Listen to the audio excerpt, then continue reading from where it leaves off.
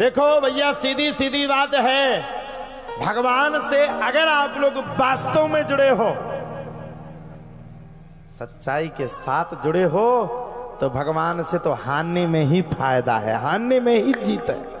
इस झूठे खेल में मूली ही क्या, कोई हार गया कोई जीत गया, क्या सोचता रे पागल मनवा। अरे भैया, जो बीत गया जीवन में, जो घटना घट गई तो घट गई, जो बीत गया सो बीत गया। आया है सो जाएगा, राजा रंग फकीर, कोई चढ़ चला सिंहासन पर, कोई बंधा जंजीर।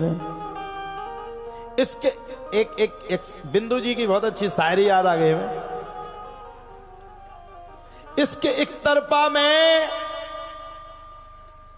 यूं मसरूर हो जाऊंगा, ध्यान से सुनना सब लोग, इसके एक तरफा में यूं मसरूर हो जाऊंगा, शाम तुम होगे समा मैं काफूर हो जाऊंगा।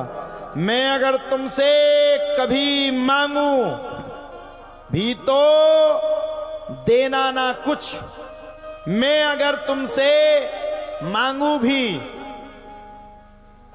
तो देना ना कुछ, वरना फिर मैं प्रेमी नहीं, मसरूर हो जाऊंगा।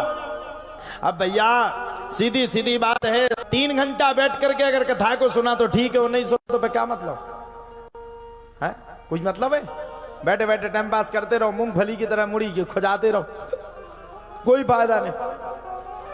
भगवान शंकर का भी प्रादुर्भाव हुआ, मनुष्य शत्रुपा की 5 संतानें हुई, आकुति, देवहूति, प्रसूति और राजा प्रियवत और तानपाद।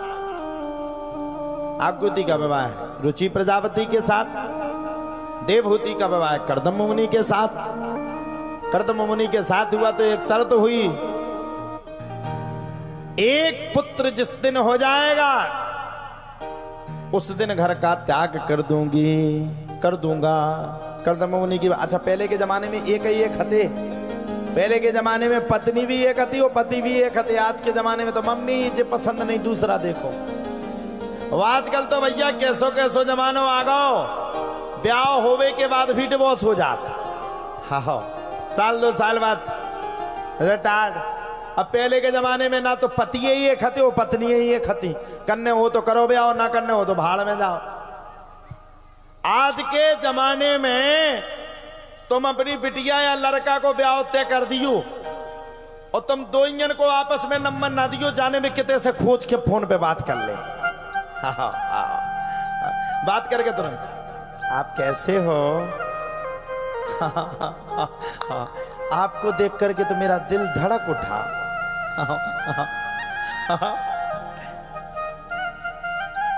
तुम कहा है सर, तुम्हारे टाइम पे आते फोन, कहा आते, पत्र लिखते थे, लिखो ही नहीं जानते तुम तो शाही मोहर लगा देते जो।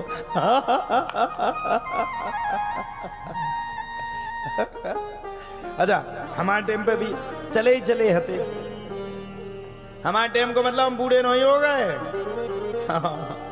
अच्छा अब जब हुआ ने वीडियो कर, कितने प्यारे लग रहे हो। आदमी ने पूछा, तुमने मुझे पसंद कर लिया? अरे मैंने तो एक दिन आपको सपने में भी देखा था। बाद में बात हो और ऐसी न्याय मची कि 2 जने बोले हमें नहीं करने में आओ। इसे भैया जी के लड़का के हाड़ में हरदी ना लगत होए, और अगर धोखे से कहता बहू टकरा जाए तो तुरंत ब्याह कर दियो, नहीं तो पूरी जिंदगी हाड़ में हरदी लगे ही ना। आओ कभी गड़बड़ी है जाए। पहले के जमाने में तो शादी तय हो जाती थी, मंत्री जी के समय में, जगत जी के समय में। कहे तुम देखने गए थे? अरे देखने गए थे? नहीं गए? किसने की थी? पिताजी ने। पहले के जमाने में मताई बाप देखते कि नहीं? क्यों माँ बाप देखते थे कि नहीं देखते थे? सच्ची बताना, देखते थे कि नहीं? आज के जमाने में तो लड़का बिटिया का देखा, बिटिया लड़का का देखा, अगर ना देखे तो वीडियो कॉल में देख ही लेता हो। देखत कि नहीं। और भैया जो पुराने जमाने में शादियां होती थी वो माँ बाप के अनुसार होती थी, और जो माँ बाप के अनुसार होती थी वो जीवन भर चलती थी। हाँ, आज के जमाने में तो नैना कबे मिल जाए कोई पता नहीं, और कबे ब्याह हो जाए कोई पता नहीं।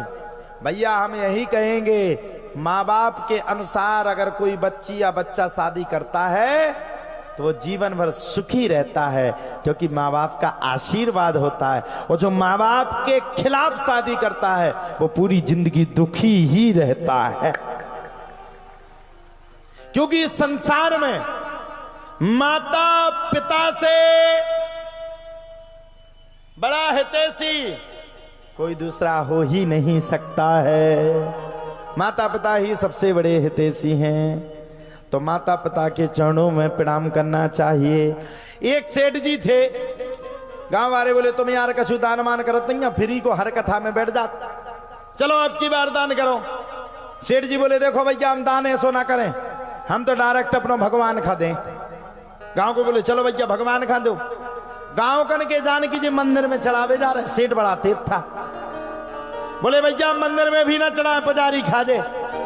बोले भगवान कितने रात भगवान कहां रहता? भगवान ऊपर। कहां है भगवान का स्थान? ऊपर। बैकुंठ का है ऊपर।